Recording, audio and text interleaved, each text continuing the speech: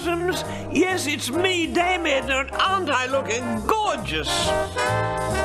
Barry Humphries introduced the world to many brilliant and unforgettable characters. I thought, what if Joan is wearing an identical frock? Well, I'm wearing the hat of a diplomat. Beryl makes a lovely sponge finger.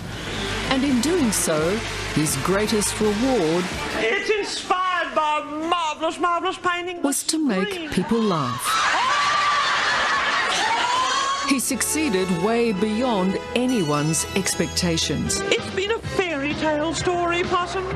And even his own. For services to entertainment. Dame Edna Everett. Barry Humphries' remarkable career spanned an incredible 70 years. The real Barry Humphries has always been one of a kind.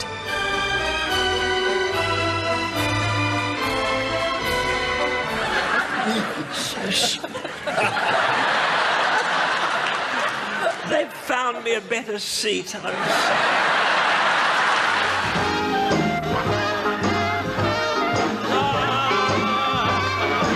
His comic brilliance will always be remembered. A whistle and smack of a gladdy, sometimes the thrilling tinkle of a contact lens. You will feel a spooky sense of power as you oscillate Australia's favourite flower. You'll get a floral high when the petals fly and you wave that glad. Please welcome your host for today, Richard Wilkins.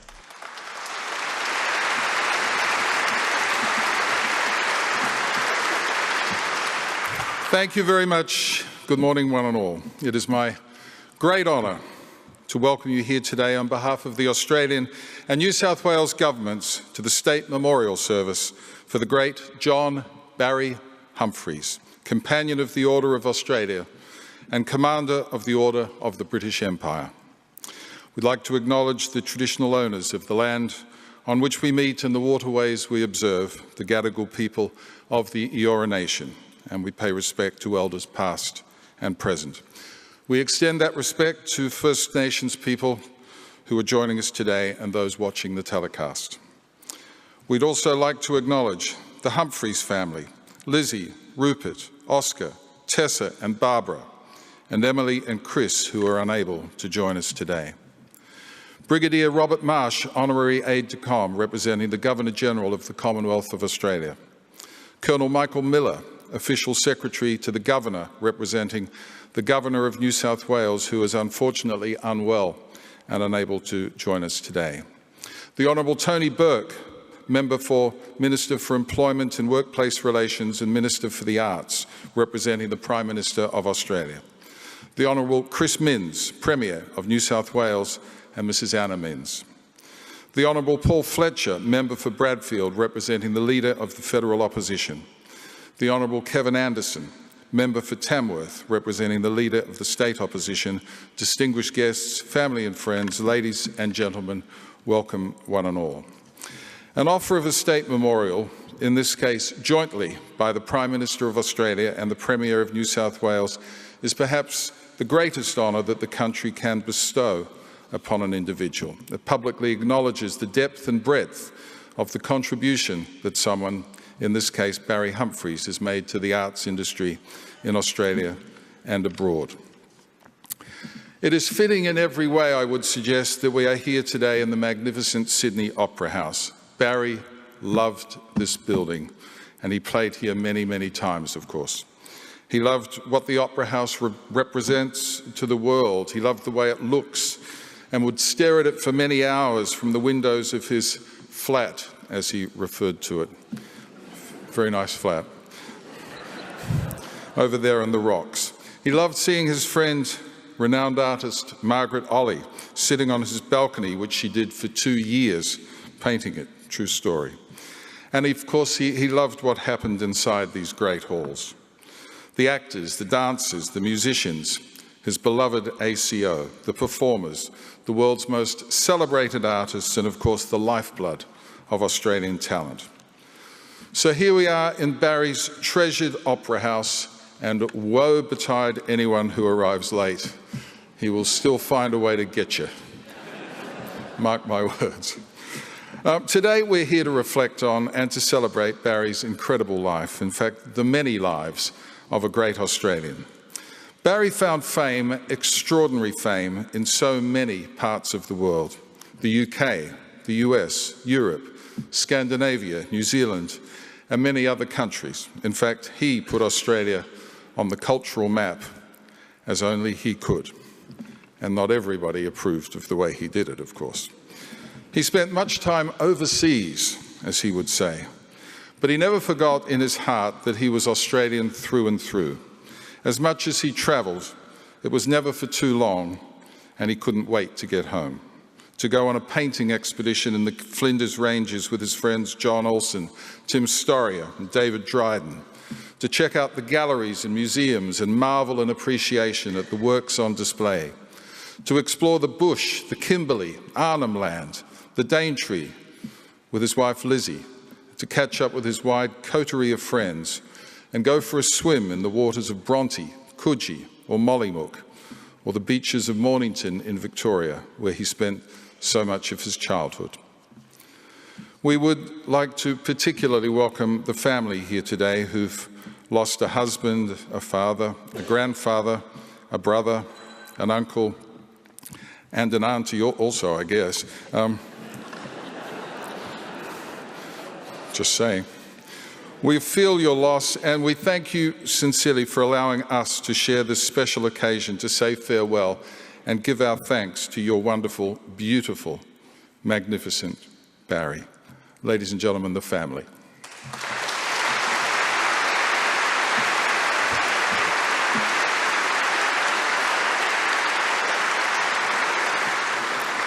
To say that Barry was a man of the people is quite the understatement. He was a man for all people.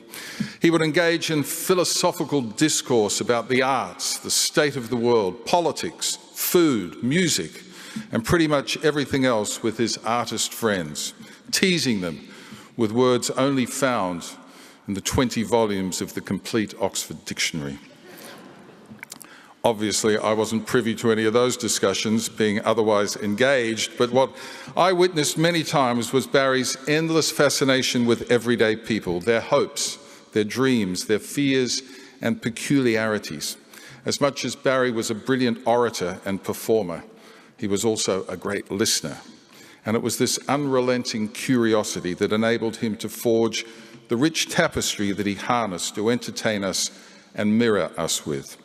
The eccentricities of Edna, the vulgarity of Solés, the mundane dreariness of Sandy Stone, the magic, the wit, and the wisdom of the great Barry Humphries. Today we're going to hear from those who knew him best, family, friends, and colleagues from every echelon of society from around the world. Stories about the man who dazzled us and entertained us with his brilliance for 70 years. What an incredible life. Ladies and gentlemen, can I ask you please to be upstanding, if you're able, for the Australian National Anthem performed by Peter Coleman Wright and accompanied by Bradley Gilchrist and members of the Australian Chamber Orchestra.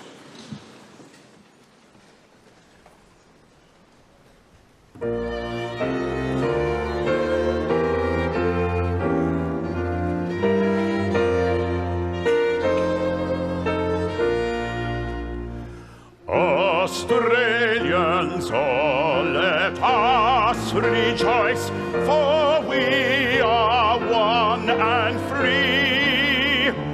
We've golden soil and wealth for toil, our home is girt by sea. Our land abounds in nature's gifts of beauty rich and rare. In history's page let every stage advance Australia fair. In joyful strains then let us sing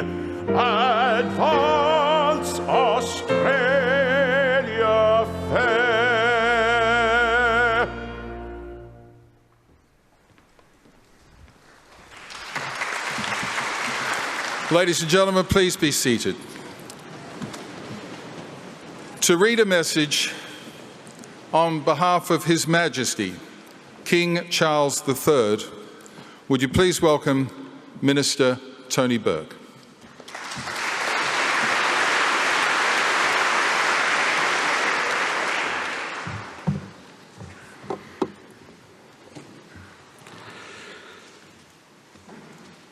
It almost sounds like a line from the show to say I have a message from the palace, but I do in fact have a message from the palace.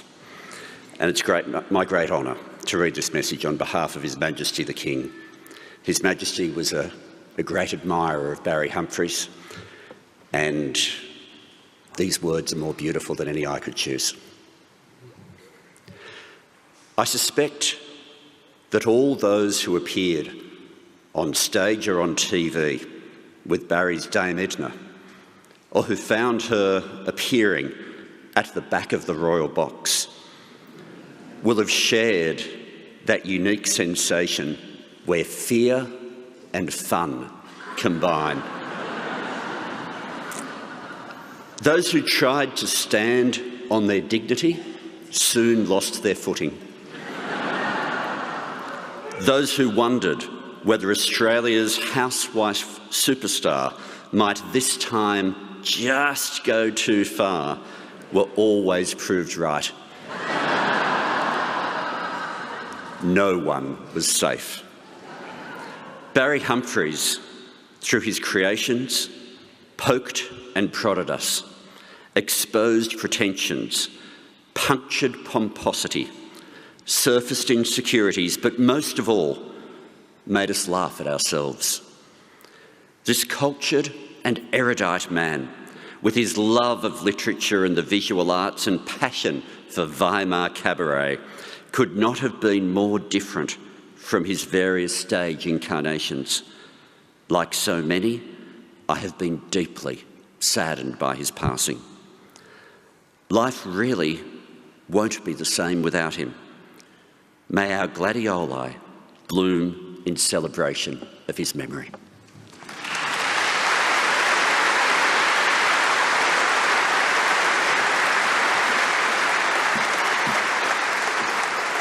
Thank you, Tony. What wonderful word. What a blast to have a message from the King, huh? Very cool. Ladies and gentlemen, we now turn to the screen for a message from the Honourable Anthony Albanese, Prime Minister of Australia. One of the great strengths of Australian democracy is our bicameral parliament. Two great chambers of the people, the Senate and the House of Representatives. They are a study in contrast, but ultimately they complement and balance each other. As impressive as that is, Australia has long benefited from an even greater example of the duality of power, Dame Edna Everage and Sir Les Patterson, two halves of the one extraordinary whole. Two contrasting figures who ultimately balanced each other. And if Dame Edna represented the refinement, the consideration and the style of the upper house, Sir Les was, without doubt, the lower house. It's probably safe to say there was never a house any lower than Sir Les. Yet just as Parliament ultimately answers to the Governor-General, Dame Edna and Sir Les also answered to a higher power, Barry Humphries. No matter how unruly his creations became, it was Barry who had the final word. And what a word it was! Barry had the ultimate power, a power he exercised with a glee that never knew any bounds.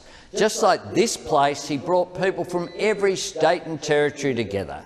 And, in the process, this genius, this comedic giant, brought such joy to every part of Australia.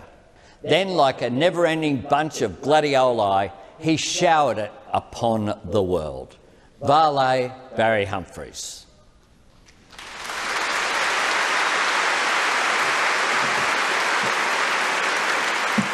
Beautiful. Thank you, Prime Minister. In 1972, our next guest directed his very first movie. What a way to start your career. The Adventures of Barry Mackenzie, which he wrote with Barry, of course. This started a lifelong friendship of over 50 years, Ladies and gentlemen, please welcome an absolute icon of the Australian and international film industry, Bruce Beresford.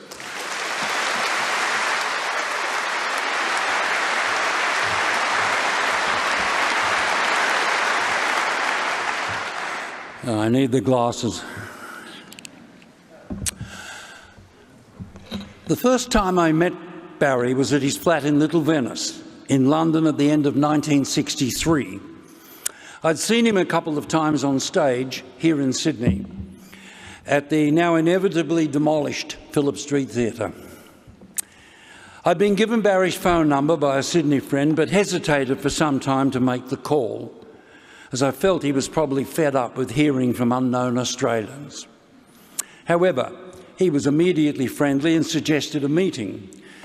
This turned out to be somewhat surreal, as we found ourselves talking in the living room of his house, ankle-deep in water, from a trendy water-filled sofa that had sprung a leak. At this time, Barry had quite a reputation in Australia, but wasn't well known in London. He'd done a few club shows in Soho and become friends with Spike Milligan and Peter Cook. He was having a struggle getting established and had some odd jobs to stay afloat. He had a stint in an ice cream factory and another job where he had to smash 78 vinyl records with a hammer. He was starting to land acting work, though. He acted in a number of plays of Joan Littlewood's celebrated theatre in the East End. In the West End, I saw him in the Lionel Bart musicals Oliver and Maggie May, and a production of Treasure Island at the Mermaid Theatre, in which he gave an hysterically funny performance as Long John Silver. But during this period, the 60s and the early 70s, Barry was having a struggle with sobriety. He started drinking very early in the morning, then haunted the Soho pubs all day. His career was affected. Theatre managements had an obsession about their casts appearing as contracted. Barry's record was patchy. At one theatre, he knew he was first on stage after interval.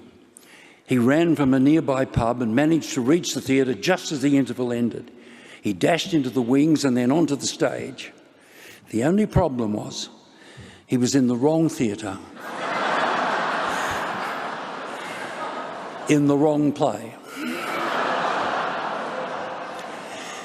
In the early 1970s, his drinking had become so overwhelming that AA, who had been on his trail for some time, came to the rescue. They waved their magic wand. From 1972, he never touched alcohol again. His career flourished, and he regularly attended AA meetings all over the world, doing all he could to help other addicts. Through the 1960s and into the 70s, Barry had been writing a comic strip, Barry Mackenzie, for Private Eye magazine. It was the Rabelaisian adventures of a young Australian in London. It was enormously popular and totally politically and socially incorrect by today's return to prudish standards. Having heard that the Australian government was setting up a fund to finance films, Barry and I rapidly adapted the comic strip into a film script.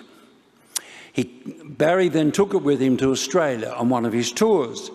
He called me shortly after arriving, to tell me he'd found the perfect Mackenzie, Barry Crocker.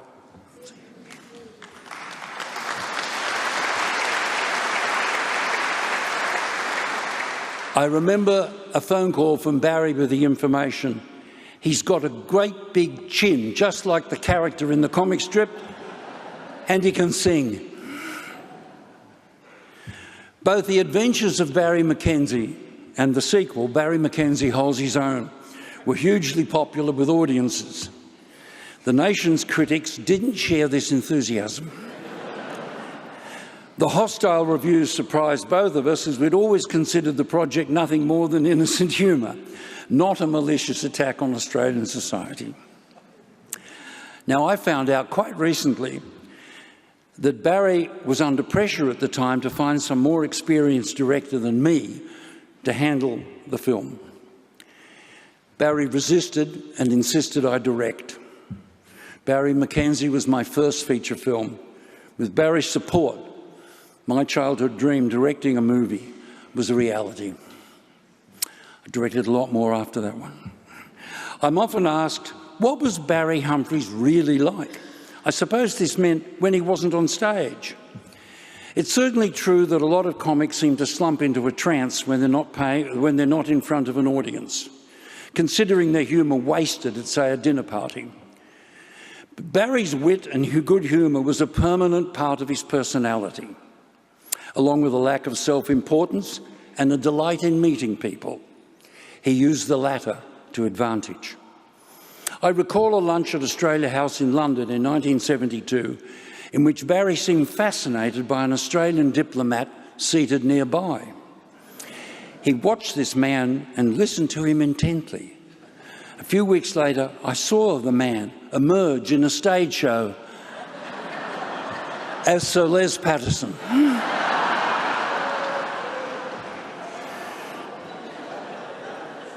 From his teenage years, Barry had admired the music and songs of the Weimar Republic, a group, some of whom were Jewish, that emerged in Germany after the First World War. They were popular until Hitler came to power and banned the music as degenerate. Some, such as Kurt Weill and Misha Spolyansky, escaped to England and America. Others, inevitably, were sent to concentration camps. With the assistance of Richard Tognetti and Satu Vanska and their superb Australian Chamber Orchestra, Barry organised a production of Weimar music. I saw the program in Sydney and again in London. Barry even sang an unforgettable duet with the soprano Mau Mau. I believe we're being treated with that. Last year, 2022, Barry did a one-man show which travelled to a number of cities in England. Virginia and I went to see him in York. He sat in a lounge chair for most of the show and told hilarious and, I know, truthful tales of his own life. The UK tour was a triumph. Barry's plan was to do the show again in London this year. Sadly, it was not to be. I visited Barry often in hospital, where his wife Lizzie and Andrew Ross, his musical accompanist since 1993, tried to make sure the number of visitors were not too exhausting. Family members came from Melbourne and London, friends from all over Australia. One day a group of dancers turned up. They'd been the lightly clad Lisettes in a Les Patterson show many years previously. Characteristically, Barry, whose memory never ceased to astonish me, remembered all their names. Phone calls came to the hospital from around the world, including a couple from a major British fan, King Charles. In 2021, Barry self-published a superbly designed book, simply titled Poems I Like. Some of the poems are by well-known poets, some are not. The following is an extract from a poem by John Cooper Clarke, a contemporary poet who performs in England with punk bands. What? Me worry? I should care. Shit for brains, wire for hair. I seen the future and I ain't there. Things are going to get worse. Hail seizure. Hello stroke. So many pills a bloke could choke. I can't decide from what to croak. Things are going to get worse. Things are going to get worse, nurse. Things are going to get rotten. Make that hearse reverse, nurse. I'm trying to remember everything that I've forgotten. A few days before the end, Barry showed me an online catalogue from a London art dealer, Paul Liss. He pointed out a small painting by Frederick Carter, a little-known but gifted painter he admired. He asked me to email Paul to reserve the picture for him. I did so. A couple of days later, Barry was gone. Great talent, a great friend, a great Australian. Thank you.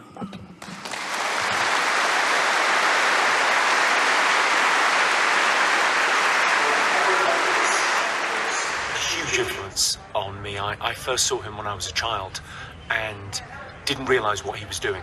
He was on, I think, a Royal Variety performance, and he was messing with the audience, and I'd never seen anything like it. He was picking people out and teasing them and doing comedy in real time. And I don't think people really appreciate how difficult that is. I think asking a comedian to improvise a comedy show is like asking a magician to do real magic. And Barry Humphries had real magic, and it never went away. I remember seeing him in pantomime probably 40 years later in Wimbledon, and he eviscerated, again, this incredible capacity to have great scripted material and then to go into the audience and to play with people and to be a latter-day Australian Don Rickles. He's incredibly important to the development of my comedy, but also I think culturally. The idea of kind of roasting and talking to the audience is such a big part of what I do. He's been, he was a huge influence, and thanks to Rob Brydon and David Williams and Lee Mack, we got to have a couple of incredible lunches with Barry Humphries, with the great man, and he very kindly let us just jukebox stories. We just went, well, tell us about what it was like starting out in Australia. Tell us how you came up with the character. And he was so generous with his time and with his talent. And I was blown away by him and so incredibly thrilled to have got to know him. He leaves the world a happier place. He was a genius. When I was 16, I saved up to go and see Barry Humphries on stage in Back with a Vengeance. I sat upstairs with the Paupers, and it was the funniest show I'd ever seen in my life, and remains the funniest show I've ever seen in my life. I loved it so much that I saved up even more money and sat near the front so I could see this genius at work. And it was a real light bulb moment for me. It was the moment that I thought, that's what I want to do. I want to wear a dress. And if I make people laugh, that's the bonus. Later in life, I got to befriend Barry, and spending time with him was one of the greatest pleasures in my life. He was as funny off stage as he was on stage, and that can't be said about many comedians. He has left an incredible legacy that will make us laugh forever. Barry Humphries was one of the funniest people in the world, but you all know that. But he's also one of the kindest and most generous person to me. We always hit it off. We always got on so well. We've had so many moments together, both public and private, and many television appearances together. And I will miss him so much because he was just one of the most funniest people. His stories, like Robin Williams, like Billy Connolly, he was a raconteur of incredible importance and genius. It's sad that we won't be seeing him again, but we have so many memories of him, his books, his TV appearances, and the wonderful jokes and the wonderful kindness that he showed to me and everyone. I hope you all have the most wonderful day there and celebrate with laughter, because that was what Barry was all about. Bless you.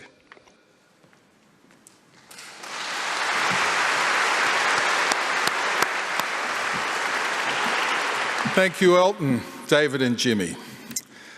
Barry, of course, had a deep love for all of Australia, but he always was drawn back to his childhood home of Melbourne.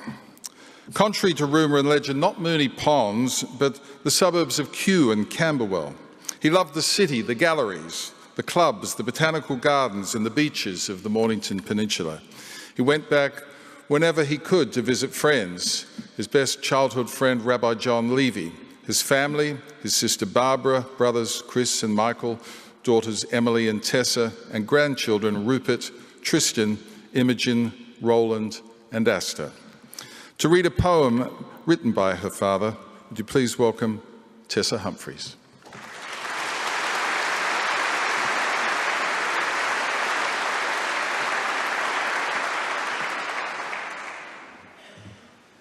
Thanks, bro.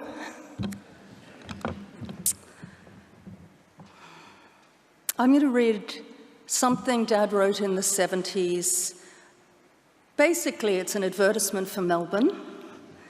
And I'm hoping it will bring a bit of genteel Melbourne charm to his salubrious Sydney.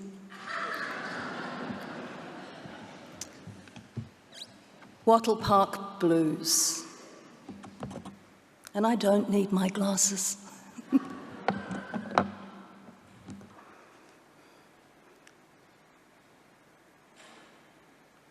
Back in the Wattle 30s, before the world went dark, they built this noble chalet on the crest of Wattle Park. The trammies on their days off came for Devonshire teas, and outside the kiddies seesawed with mercurochrome knees. A graveyard for old cable trams lay before us in the valley, where we played till creamy soda time and Dixies in the chalet. How we envied the conductor on the tram on which we'd come, with his cube of coloured tickets, nippled rubber on his thumb. Loved his uniform of navy serge, scarlet piping on lapel. Wished we could say, move down the tram and tug that leather bell. Above us in the giant gums were bird houses built on high, little chalets for the Maggies, Tudor suburbs in the sky. We grew older, came less often to watch the Wattles burst here, though Jeff, Jeanette and Alison all had their 21sts here. But we'd outgrown the creamy sodas, were spottier and thirstier. We drank Pims and puffed on Garricks, hugged gardeniaed girlfriends hard as we parked our mothers' cars by night along the boulevard. And Wattle Park was quite forgotten, and the tram's metallic rumble, dear to the heart of childhood, like the taste of violet crumble. And so, dear friends and strangers, I presume to be your guide to that terminus of memory. I have shouted you a ride to the place where me and Colin and 1,000 kiddies more picnicked underneath the pollen in the days before the war. Today, the trees seem sparser. The old cable cars have gone, but they still serve in the chalet, Melbourne's finest buttered scone.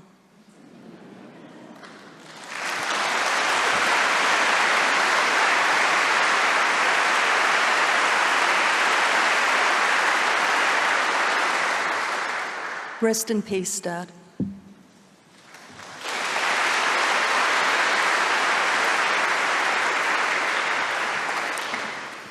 Thank you, Tessa. Well, from the sophistication of Melbourne to the bush, Barry loved his time in the outback.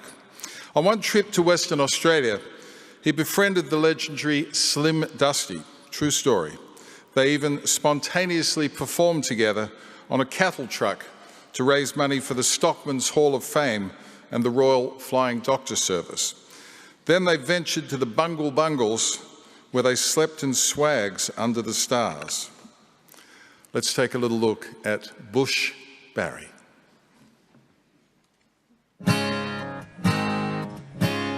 Oh, it's a lonesome away from your kindred and all, by the campfire at night, while hear the wild dingoes call.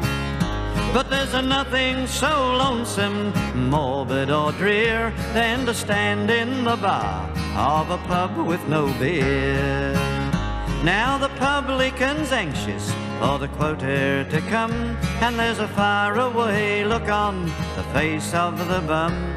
The maid's gone all cranky, and the cook's acting queer. Oh, what a terrible place is a pub with no beer. Then the stockman rides up with his dry, dusty throat. He breasts up to the bar and pulls a wad from his coat. But the smile on his face quickly turns to a sneer as the barman says sadly, the pub's got no beer. Of that pub with no beer.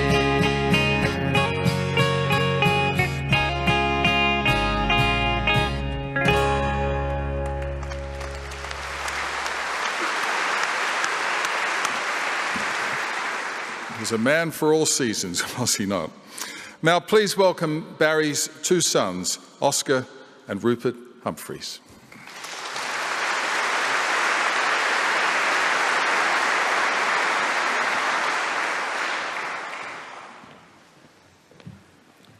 Thank you so much, Richard, and thanks so much for doing this. On behalf of the Humphries family, we wish to thank Anthony Albanese and the federal government, as well as Chris Minns and the New South Wales government. We'd also like to extend the family's thanks to Paul Dainty, Jamie Campbell and the rest of their team for producing today, as well as everyone at the Opera House, and to the people who have brought music to this show and Barry's life. But most of all, though, we want to thank our stepmother, Lizzie. Dad always joked that he really lived in the business class seat on a jumbo jet. When he wasn't on tour, he was going back and forth between Australia and Europe or getting on a plane to see a friend or an exhibition. He wouldn't have been able to do that for as long as he did if you didn't make everywhere you went at home, Lizzie. Dad was never happier than being at the breakfast table with you, eating burnt to a crisp toast, or curled up under a blanket, watching yet another BBC detective drama, or laughing together with all your friends. You were the companion that made his life possible, and we know you had to work so hard to make today happen, so thank you for everything.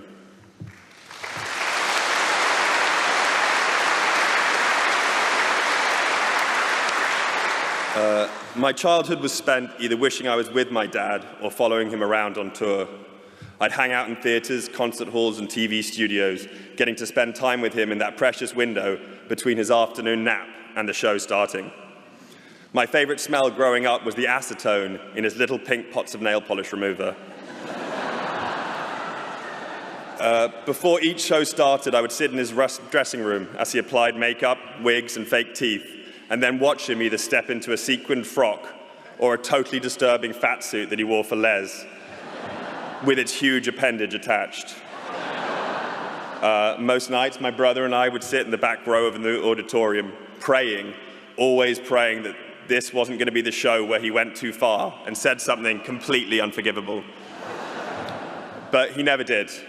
As has been touched on already, you know, he loved to torment his audiences, but it was from a place of love. The comedy worked because he was so interested in people. He wanted to know everyone's name and how it was spelled, everything down to the color schemes of their bathroom, because to him, it all pointed to the faults and petty aspirations that make us human. It seemed to me that Dad was not really made for this world. He didn't do things that normal people do.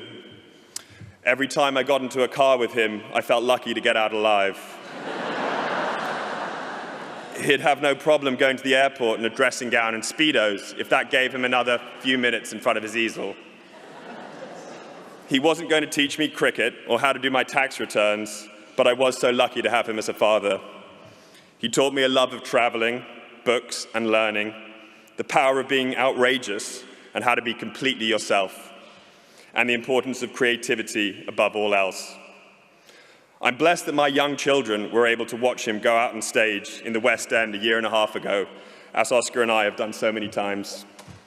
They'll remember their granddad and how much everyone loved him, and I'll try and tell them all the rest.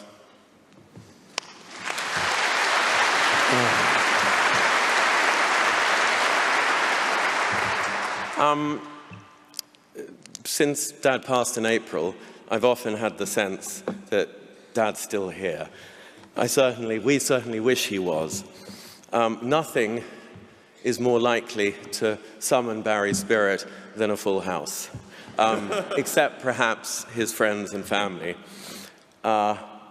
We were on Bondi Beach yesterday. In North Bondi, the ice cream van has turned into an acai bowl van, which would have horrified Barry and proved him right.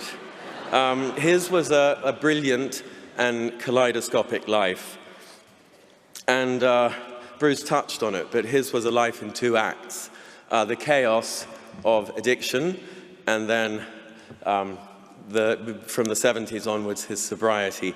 He was enormously proud of it, and he regarded it as his greatest achievement. Because, of course, without that, those of us who are fellow addicts, without that, we have nothing else. Professionally or personally. And he really wanted to be an example to others and to help them get and stay sober. Those of us who are the children of artists share that parent with their fans and their admirers. And indeed, to see how much he meant to people has been a buffer against grief and something we hugely appreciate and enjoy. And he will live on through his work and bring more laughter to us all. In what turned out to be the last years of his life, and we wish so much there were more of them, he was still vibrant and still doing what he did in all these different areas. And he was touring until last year, enjoying and appreciating the laughter of his audiences, which he treasured, and then also surrounded in those last years by the joy and laughter of his youngest grandchildren. So he had this soundtrack of your laughter and, darlings, your laughter. And it's certainly true that there will be much less laughter with his passing. Thank you.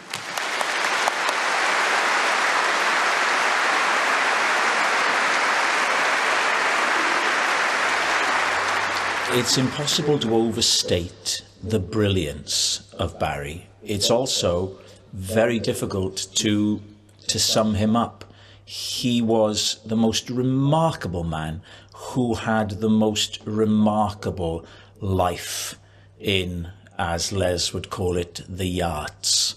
From his Dadaist performance art beginnings, subversive, moving into theatre, then dominating Saturday night mainstream television, but infusing it with such sly, clever, sophisticated wit and satire, to conquering the West End, to conquering Broadway, to his tours in later life of America, finally conquering that great home of entertainment. From a distance, before I knew him, there was something intimidating about Barry. His wit, his sophistication, his love of art, his love of books. And then when I got to know him, I was so shocked and delighted to find this remarkably vulnerable, sensitive, and giving human being that it became my great pleasure to know as a friend. And I was lucky, if that is the word, to spend some time with him in the last weeks of his life when I was touring Australia. I got to visit him, and as upsetting as that was, it was also wonderful to know that he knew what people thought of him. Family and friends were able to see him and speak to him and tell him what he meant. And what he meant was a huge deal. He was the best. He was the master. There is nobody better than Barry Humphries, and I was honoured to call him a friend, and I salute his talent, which was just interstellar.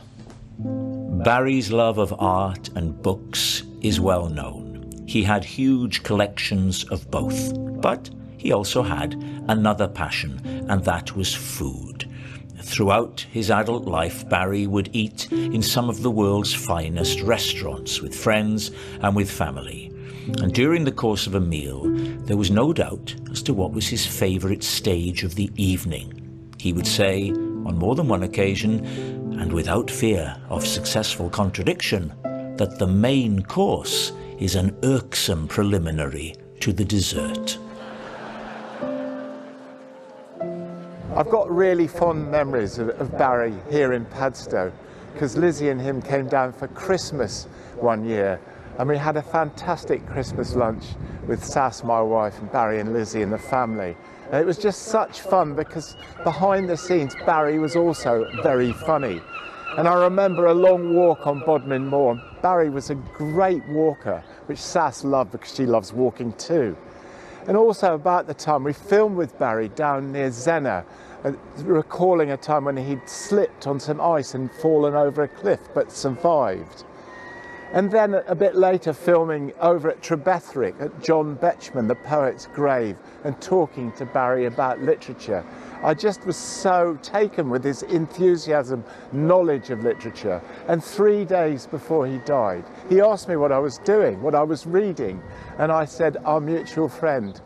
Bearing in mind this was just before he died. And he said, Dickens and Shakespeare, the two towering geniuses of the English language.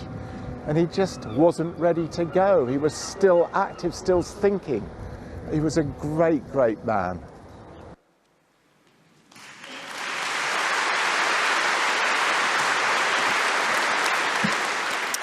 Thank you, gentlemen. One of Barry's passions was, of course, art, both as a painter and a collector. His renowned art dealer was also his lifelong friend, as you would, I suppose. Please welcome, ladies and gentlemen, Philip Bacon.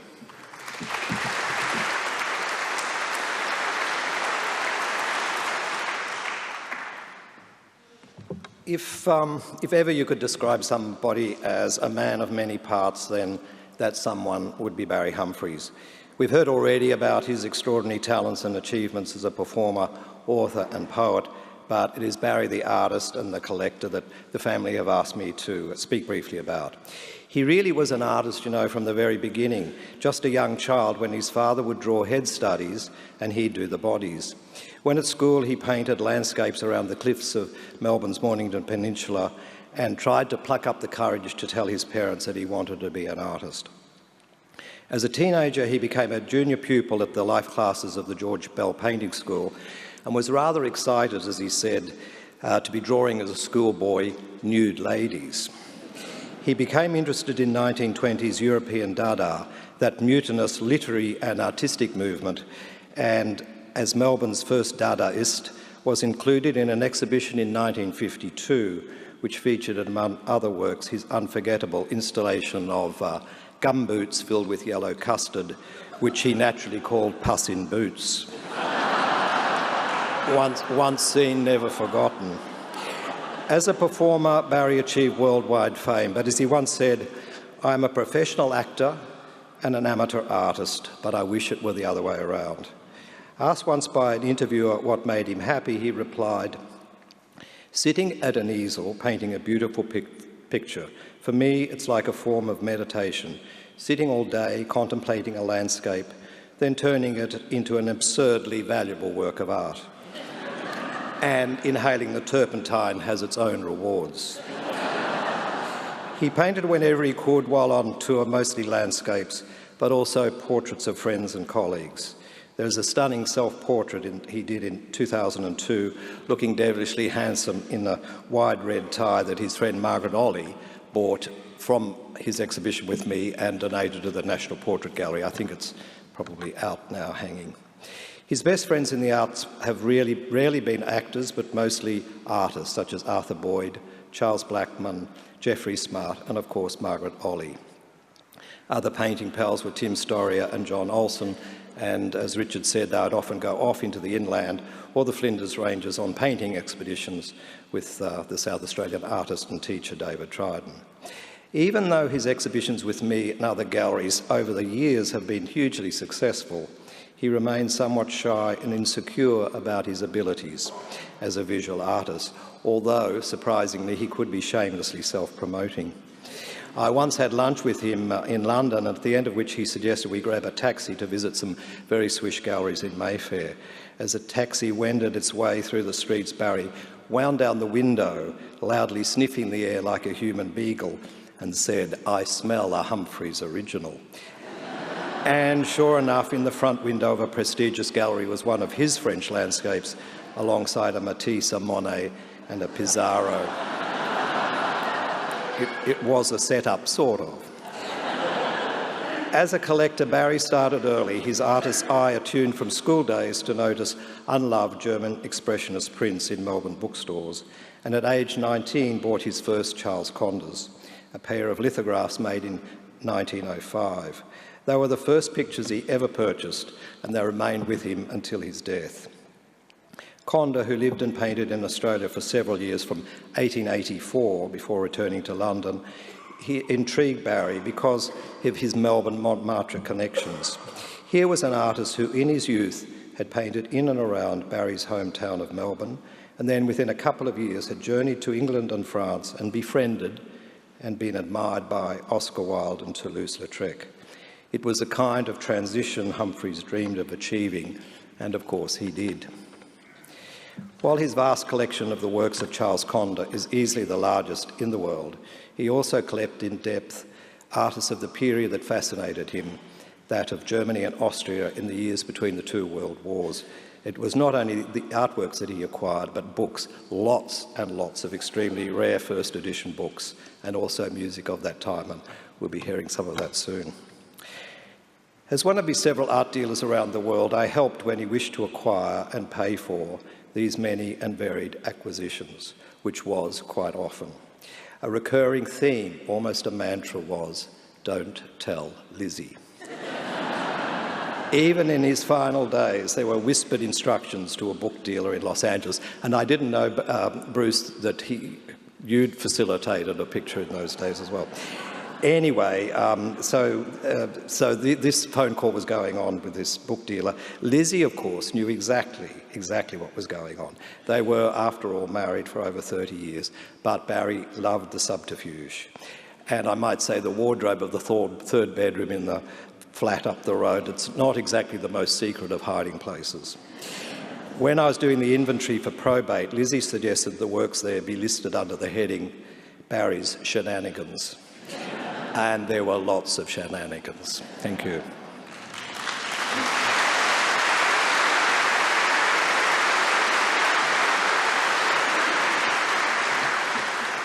Thank you, sir. Wonderful. Barry was a great lover of poetry and a friend to many poets. Not only did he write poetry, he collected the works of many. Every few years, he'd collate a collection of his favourite poems and have them hand-printed on handmade paper and beautifully bound. To read a poem from Barry's last collection, please welcome New South Wales Premier, Chris Minns.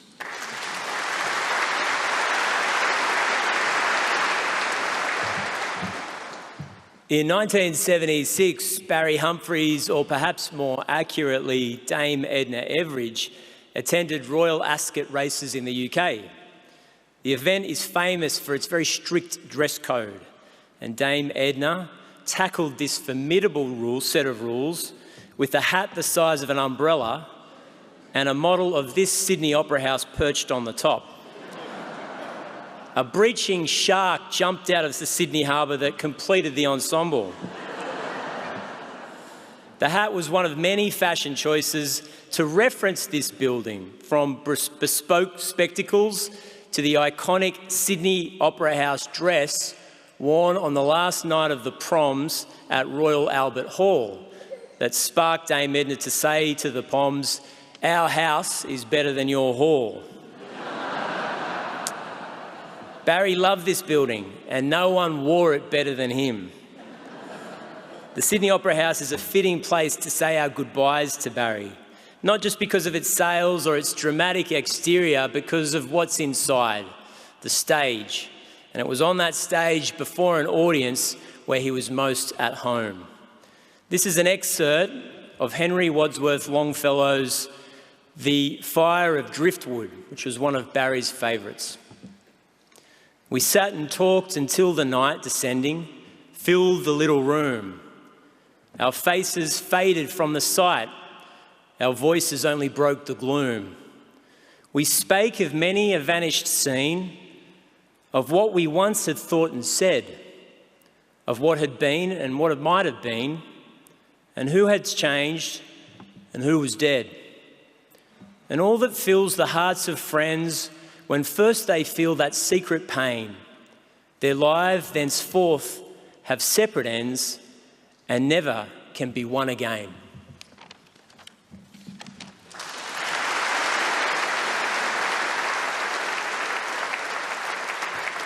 Barry, you are still here.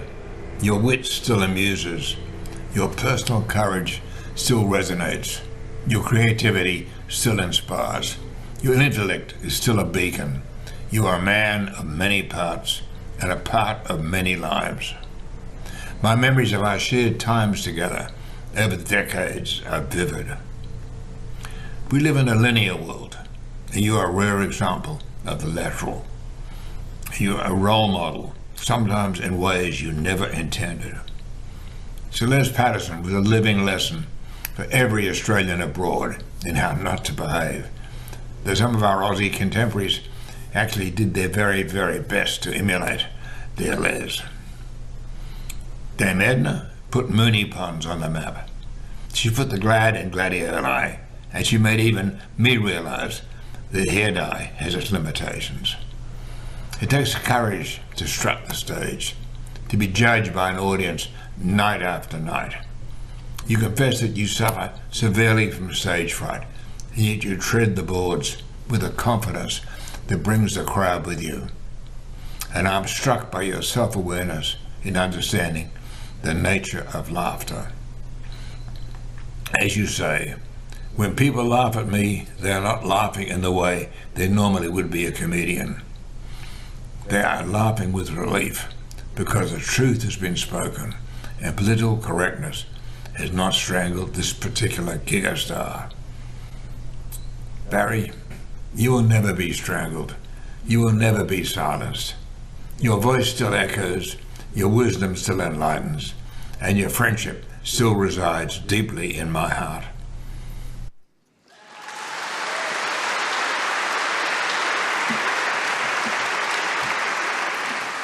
Rupert Murdoch just do a hair dye gag.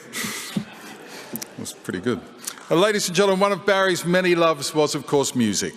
The music of the Weimar was Barry's abiding passion and his favourite genre.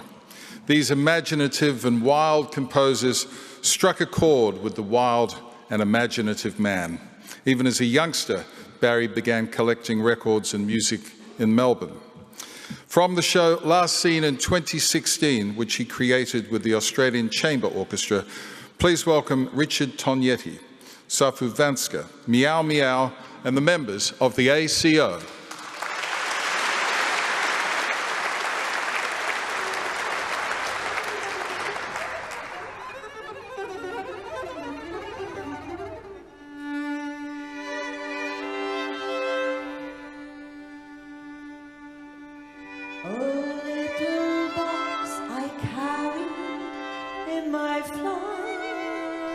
so's not to break those radio tubes inside me.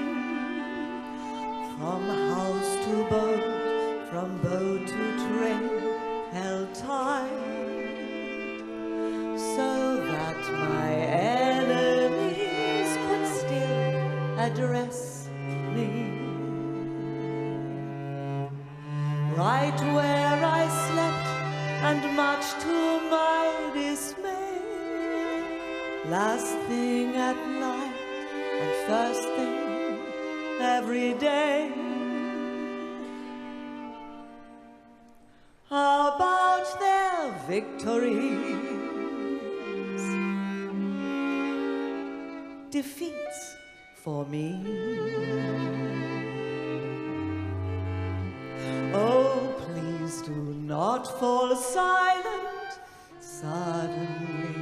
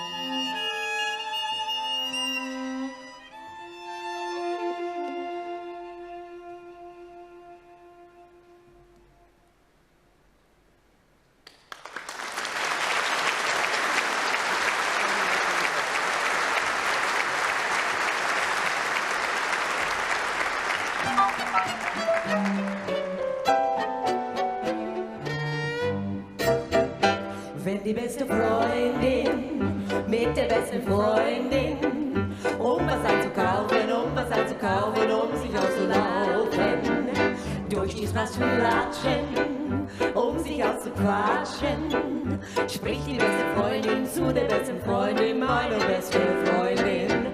Oh, meine beste Freundin, oh, meine schöne Freundin, oh, meine treue Freundin, oh, meine süße Freundin. Geht die beste Freundin mit der besten Freundin, spricht die beste Freundin zu der besten Freundin, meine beste Freundin. Ja, mein Mann ist ein Mann, so ein Mann, wie mein Mann, wie der Mann von der Frau, wie der Mann von der Frau. Früher gab's noch Hausfreund, doch das schwand dahin. Heute statt des Hausfreunds gibt's die Hausfreundin. Wenn die beste Freundin mit der besten Freundin spricht, die beste Freundin zu der besten Freundin, meine beste Freundin.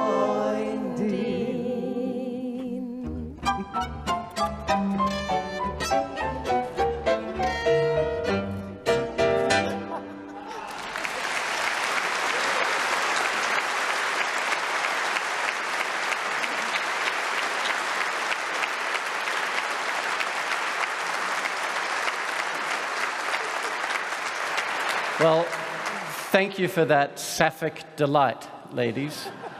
The only thing missing, of course, is our dear, dear friend and our comrade in extreme and wonderful silliness, Barry. The first time I trod these boards of the Sydney Opera House with Barry, I was sitting here as the leader and director of the Australian Chamber Orchestra. The side door opened and in strode the dame, 7 feet tall, gargantuan, gladiatorial, and with that glint in her eye, she looked at me, and I knew I was but a lamb for the slaughter. And she said, "What do we have here, possums? We've got Togalelli the violinist." My name, incidentally, is Richard Tognetti. Togalelli the violinist. The thinking woman's Andre Rieu.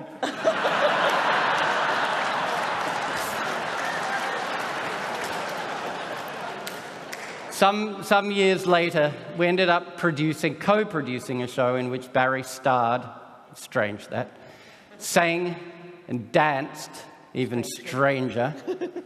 And it was an exploration, of course, of the music, as Richard explained, of the music pre-World War II, the music of the Weimar Republic, of which Barry was a world expert, and with his deep, profound knowledge and piercing intellect and abiding passion, he brought this extraordinary music to life for us. And as a result of these performances, he forged an extraordinary collection of deep and profound memories for us. And for today, together with Lizzie, we chose 3 pieces of music from this show. First, a song by Hans Eisler called To the Little Radio, sang beautifully by Meow Meow, followed by Kurt Weill's Ukulele Tango. And the last was by Barry's later-in-life friend, Misha Spolyansky, The Little Girlfriends. And here, our dear, dear friend at his serious best.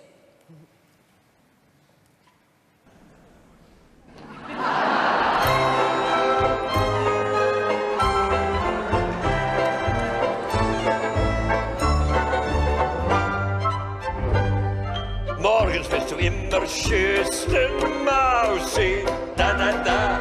Abends bist du nicht so nürsten Mausi, da da da. Wenn du so ein kleines Schwäbsel hast, tust du manches, was dich gar Zum Beispiel, Mousie, what did we do last night? In the night, all the night. It seemed all right. It was right, very right. But was it right? Mousie, what have we do all day? Do today, all today. I feel so gay. Very gay, so you may. I can't help laughing. There are some things we still might do. Oh. I've thought of quite a few, Have you? which I'll whisper to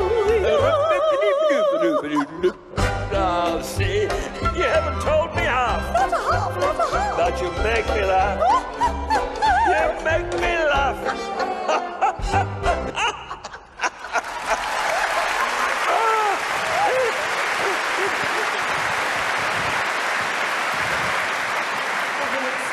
Thing. It's my great pleasure to invite to the stage the great Cheryl Barker and Peter Coleman Wright.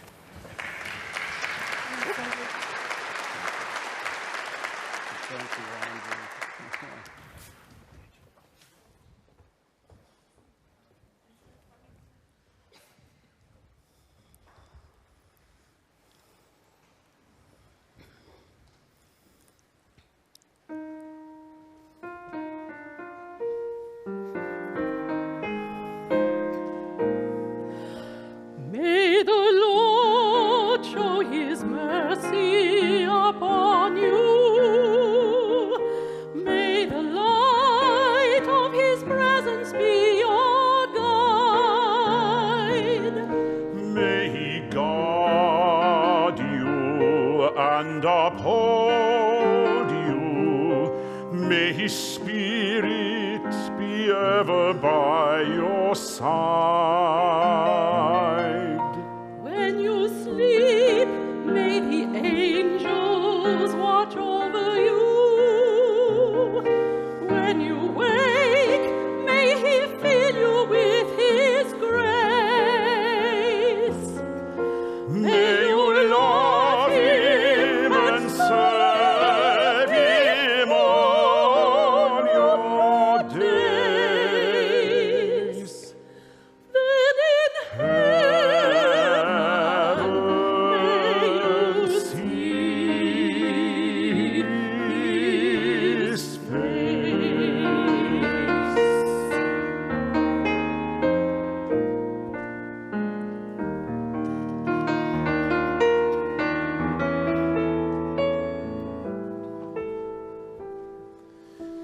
The Lord bless you and keep you. The Lord make his face to shine upon you, and be gracious unto you.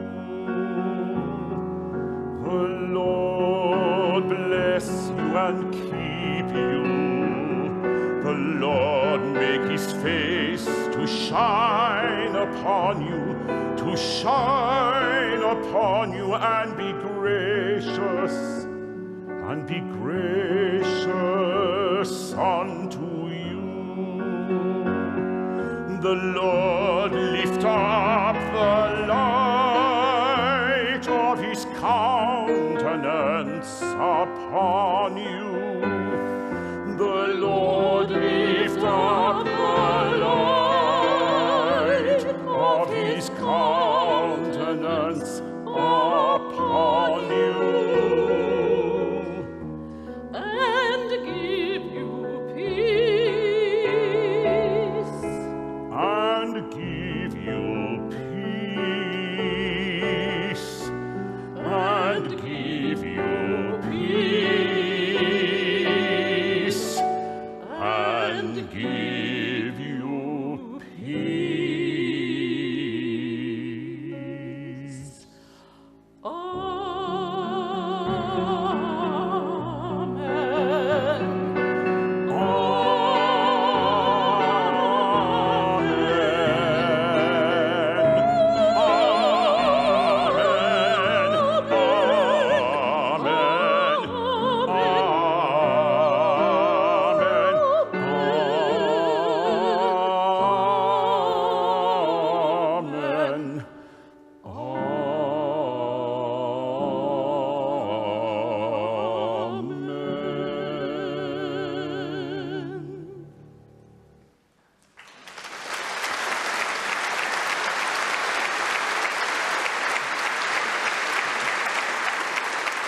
That beautiful hymn at Barry's request, ladies and gentlemen. Please thank all our superb performers today.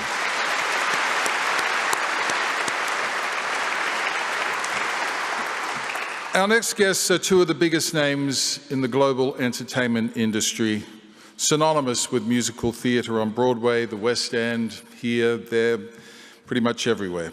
Cameron Mackintosh, described by the New York Times as the most successful, influential, and powerful theatre producer in the world. And first, the man who needs no introduction, having composed and created some of the greatest musicals of all time, Andrew Lloyd Webber. Barry. I don't know where to start about Barry because I didn't know him so much as a performer as I knew him as a friend and this incredible connoisseur of the biggest range of the arts that anybody really I've ever met. I mean, you could talk to him about the most obscure English church composer, and he'd come back with songs that he was talking about from, operas and things that I'd never heard of. I mean, most amazing. He would talk about Hiawatha, an operetta that nobody in Britain had heard for years and years. But he would say, Andrew, you've got to hear one of the arias from one of this. And then we would listen on YouTube to some very obscure opera. The one that he particularly wanted to hear with me was Sullivan's Ivanhoe. Which, I mean, he knew all about it. And this was the thing about Barry. Now, I think I have one thing that few, if any, people have in common, which is that I once managed to get him to drop the guard of Dame Edna. Now, you're not going to believe this, but I was on the Charlie Rose show in New York, and he was Dame Edna, and I was promoting some show, I don't know what. But I knew of his love for the Regent Cinema in Melbourne. And so, I love that building too, by the way. I sat down on the sofa and he was Dame Edna, and I said, Edna, darling, do you remember the time that we held hands at the back of the Regent in Melbourne? And just for a second, just for a split second, he lost his guard. And I'm very, very proud of that moment. Thank you, Barry. You've been a remarkable friend, a remarkable companion when we've been round some very obscure Victorian buildings. All I can say is you were one of the most remarkable people I've ever had the privilege of meeting. Before Dame Edna was a glamorous superstar, Barry was a bright, young, talented, rather surreal actor who created the role of Mr. Sowdry, the Undertaker, in the original production of Lionel Bart's legendary musical, Oliver. Dickens had found his match in edgy comic inventiveness with Barry, and soon he took over playing the role of Fagin, a performance I saw in the mid-1960s, which lodged in my memory so much that when I did a completely new production of the show in the 1990s at the London Palladium, I asked him to revisit Fagin again. My timing was good, as Barry had been having rather a tiresome time with Edna during this period. She'd become a very imperious and demanding person, not sharing publicity or any credit with Barry, who was then sort of banished to his sitting room to await the occasional call from his agent, offering him a voiceover if he was lucky. Barry was thrilled to become an actor again and put Edna back in her overstuffed closet for a bit. I was, of course, thrilled to have one of the world's greatest comic stars in my show, but slightly surprised once we got into previews that Barry was taking the role a bit too seriously, playing the Fagin of Dickens' novel rather than the Lionel Bart's adaptation. A few days before Barry was due to give a much publicised gala charity performance of the show, with a star-studded audience made up of a veritable who's who of British show business, he asked me to pop into his dressing room, where I found him unexpectedly anxious, with him wanting me to become honest with him about why the show wasn't quite taking off as it should. I told him there was only one problem, and that he was so intent on reminding us all that he was a very good actor, he'd have forgotten to put himself into the show so we could see how much he would enjoy playing the role, which was part of the fun for the audience, to see Barry's unique take on Fagin. So I suggested, oh, why don't you throw in a few of your brilliant ad-libs? Fagin's very quick-witted, just like you. And don't forget, in those days, most of the British criminals were transported to Australia. I saw the penny drop with a bang and hastily added, the ad-libs must be in period, of course. But it was too late.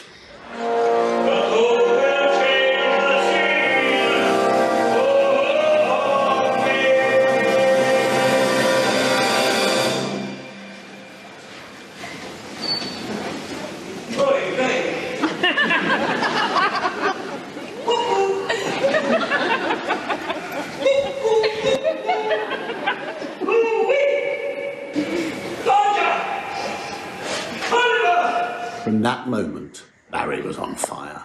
His eyes immediately gleamed with an incandescent relish, like a dog being let off its lead on spying its prey. Poor little Oliver was being threatened with deportation to Australia, where he would be bitten by spiders and other venomous snakes. If he'd even mentioned he'd seen Fagin's jewel box, Bill Sykes' stolen items that he was fencing turned into an omnibus episode of the Antiques Roadshow. Sausages on a toasting fork were proffered tauntingly through the net over the orchestra pit. They're wild animals in Australia. You can't be too careful. Haranguing the audience as he looked round the theatre with a gimlet gaze, addressing the plummeting paupers in the gods to the rich dowagers jiggling their pearls and jewels in the stalls. No one was safe. On particular inspired nights, the show would be 20 minutes longer than usual. But the whole theatre didn't mind. They just considered themselves at home in Barry's brilliant presence. A happy postscript that resulted from one spectacular Saturday night was when Steven Spielberg came to see the Oliver for the first time. And he was so taken with the show, he offered our young director, Sam Mendes, his first film, American Beauty. Barry's influence knew no bounds. He was simply the best.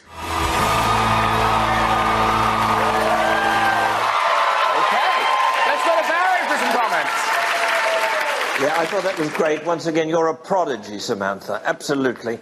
And it's very difficult dancing and performing in high heels. I can personally vouch for it. Praise indeed. No one had a sharper sense of observation, too. When he and I were on another Oliver-related programme, the BBC's I Do Anything series, A Search for a Nancy, for the Drury Lane production of Oliver starring Rowan Atkinson, we were panellists alongside Andrew Lloyd Webber and John Barrowman. John had just made a long, rather self-aggrandising speech about a candidate that the rest of us didn't think was at all suitable. Barry smiled dangerously, dangling a few complimentary thoughts about John's manner. Then quickly adding, with a gloating smile, there isn't any compliment I could pay John that he hadn't already paid himself. You're a genius.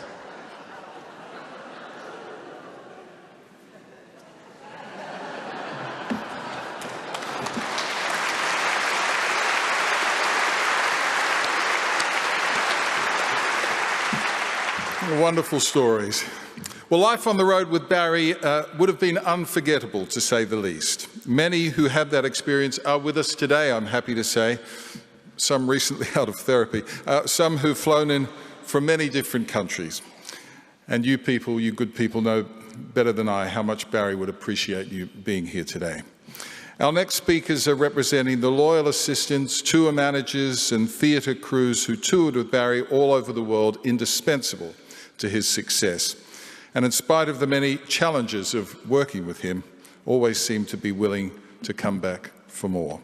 Ladies and gentlemen, please welcome Andrew Ross and Carl Schmidt.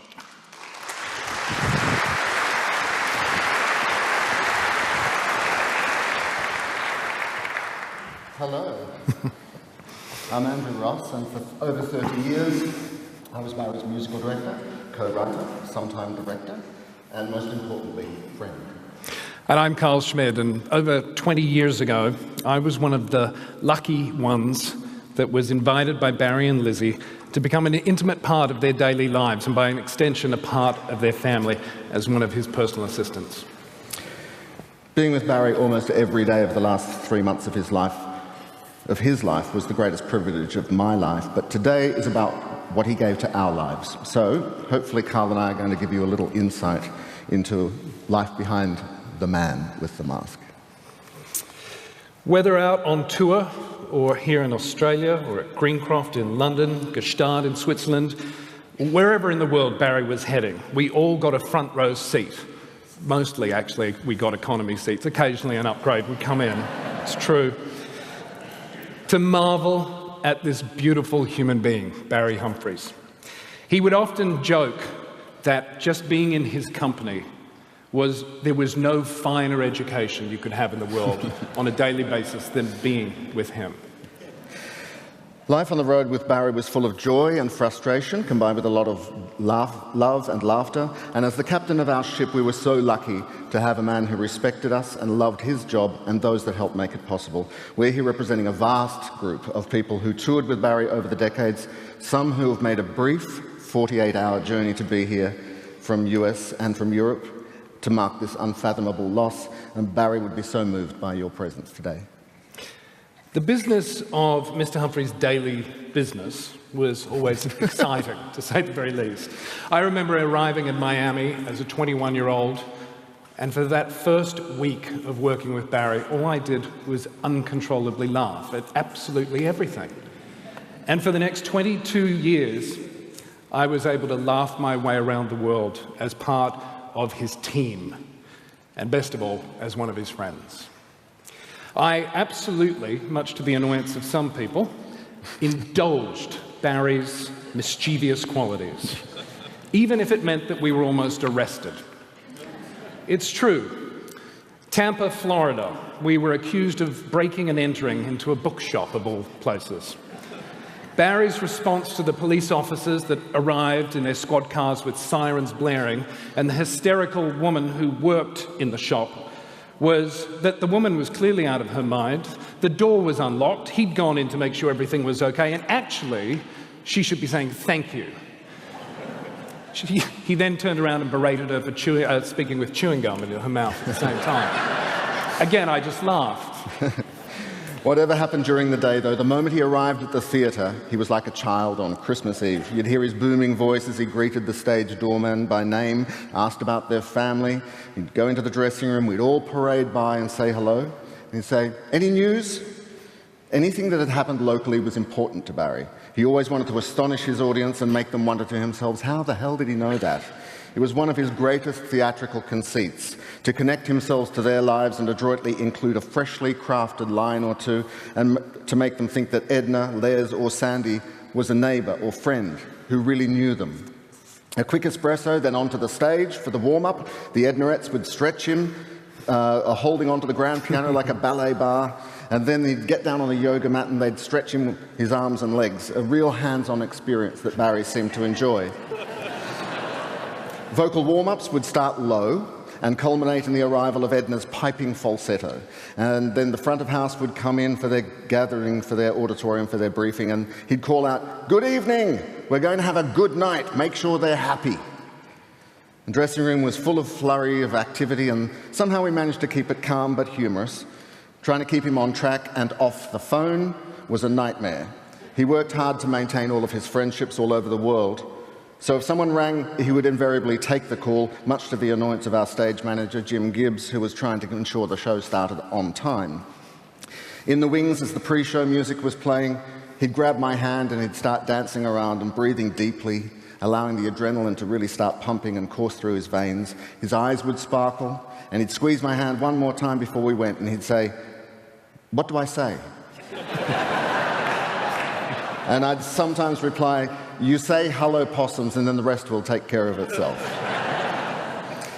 What happened next, you've all seen with your very own eyes, but from where I was seated on the stage, I saw what he saw. Barry always said, an audience acts as one animal. They spur each other on. Yes, and he also said, "I love making an audience gasp." I don't crave the sound of applause. I crave the sound of a sharply indrawn breath. Barry's audiences were everyone, everywhere, all the time. His ability to make the most mundane hysterical and amusing was and is a talent that has not yet been matched by even the greatest. He famously remarked, "Never be afraid to laugh at yourself. After all, you could be missing out on the joke of the century."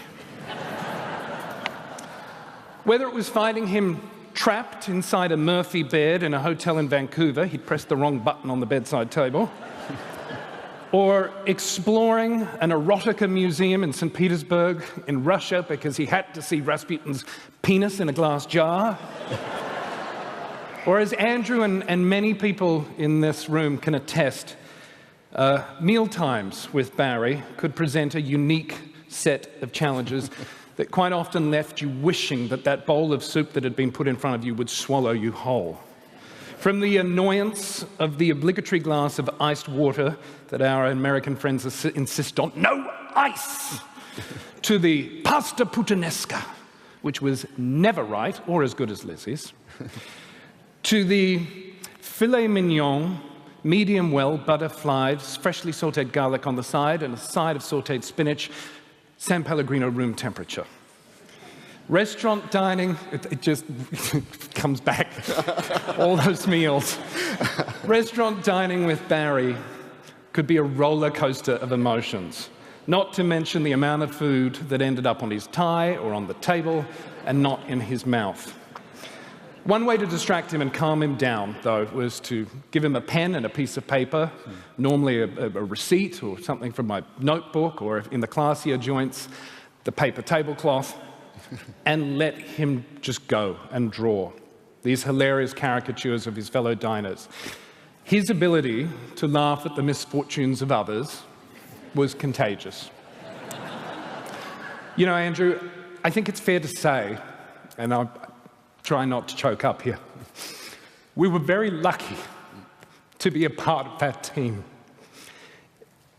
We're all graduates of the Barry Humphries University of Life, one that taught us strong work ethics, compassion, dedication, loyalty, and as Barry once said to me, much to my mother's annoyance, "Carl, always live slightly beyond your means."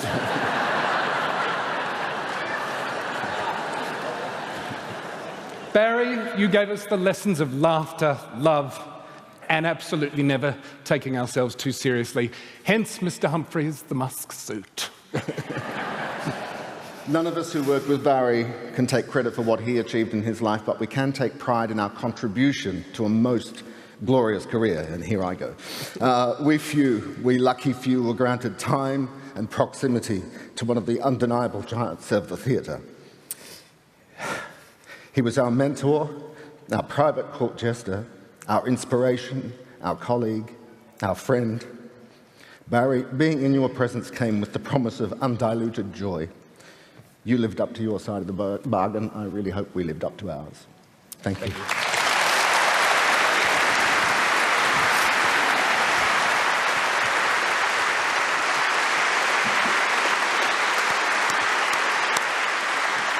Beautiful. Ladies and gentlemen, on behalf of the Australian and New South Wales governments, we'd like to thank you all here with us today and the viewers around the world for joining us to honour Barry. Before we go to the very last item of our ceremony, we are delighted to announce that this evening the sails of the magnificent Sydney Opera House will be lit with a tribute to Barry from 8:30 this evening.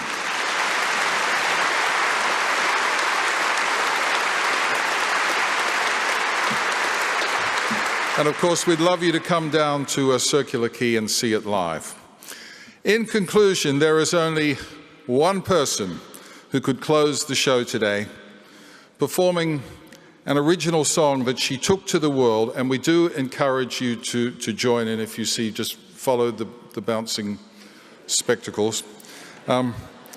Please welcome, ladies and gentlemen, the one, the only, the international housewife megastar herself, Dame Edna Everage. Why do I love Australia? does it grab me so?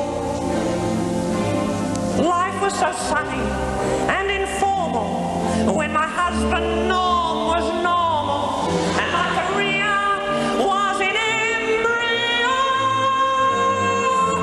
But the day dawned when I left Australia for Britain across the sea.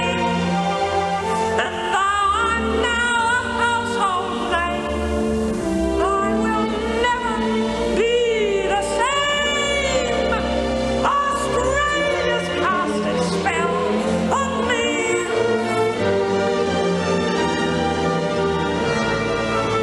Why do we love Australia?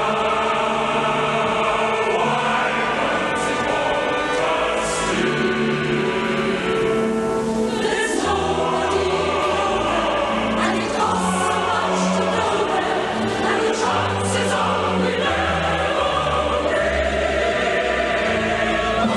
Australia, oh, Australia, whatever Australia may be.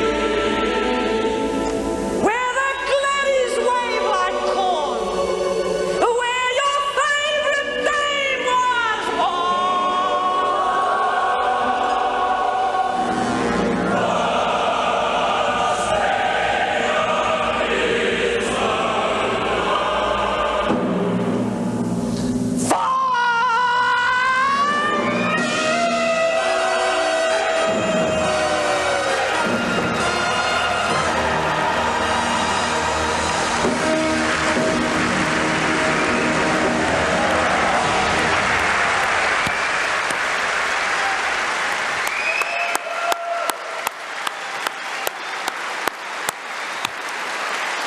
Thank you all for being here today.